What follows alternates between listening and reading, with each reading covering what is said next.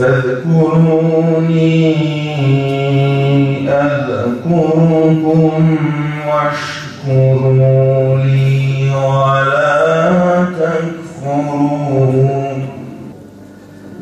Tarih boyunca İslam davasını omuzlayan büyük şahsiyetler her zaman İslam düşmanlarının hedefinde olmuşlardır.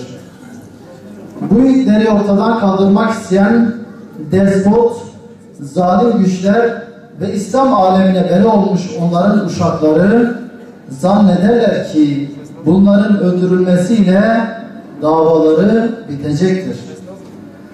Oysa tarih bize şunu çok iyi göstermiştir ki İslam davası uğruna canlarını veren yiğitlerin ne kendileri ne de aziz davaları hiçbir asırda unutulmamıştır.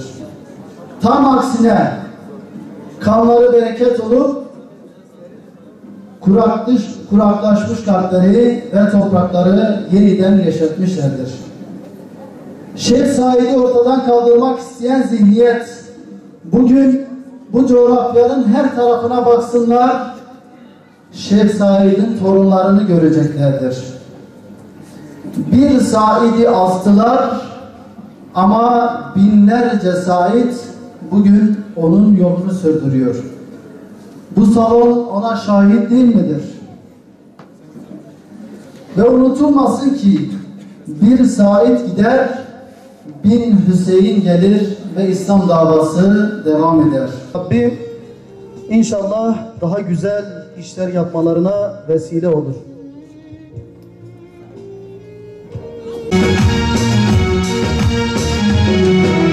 Boynu bükük bir gül gibi, güle hasret bülbül gibi.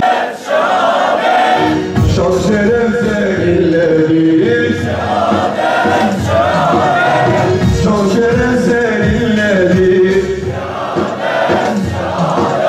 Şehadet aşk işidir, akıl işi değil.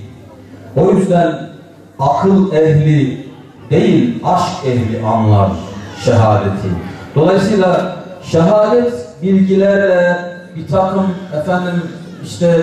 tarihle şunla bunla kolay anlatılacak bir şey değil. Kalpten gelen bir şey. Kabil böyle çürük, en zayıf otları kurban seçerken Habil ise en semiz, en büyük koçu kurban seçti. Bakın daha sonra kardeşi onu öldürmek istediğinde benim elim kardeşime kalkmaz dedi. İstersen sen beni öldür, fark etmez. Önce kurban sunanlara Allah şehadeti nasip ediyor. Biz şehitlik istiyorsak neyimizi kurban seçtiğimize bakmamız lazım. Yani vaktimizden Allah için kurban etmiş miyiz? Paramızdan, malımızdan Allah yolunda ne kadarını kurban etmişiz? Lezzetlerimizden, zevklerimizden, hazzımızdan, rahatımızdan ne kadar kurban etmişiz? Bunları iyi düşünürsek şehadete de ne kadar yakın olduğumuzu fark edebiliriz. İlk şehit bize böyle bir ders veriyor. Bırak beni, ben savaşacağım. Diyor ki sen bana lazımsın. Hayır.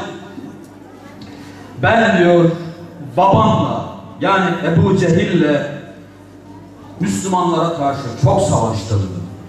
Çok Müslümanı katlettim.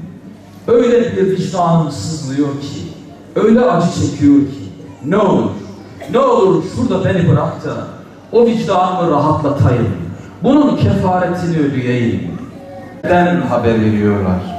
Rabbimiz bize böyle bir aşk nasip eylesin, böyle bir dert nasip eylesin ve katına şehit olarak varmayı nasip eylesin.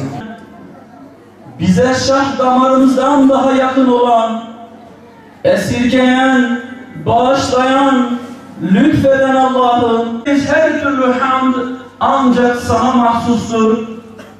Salat ve selam Peygamber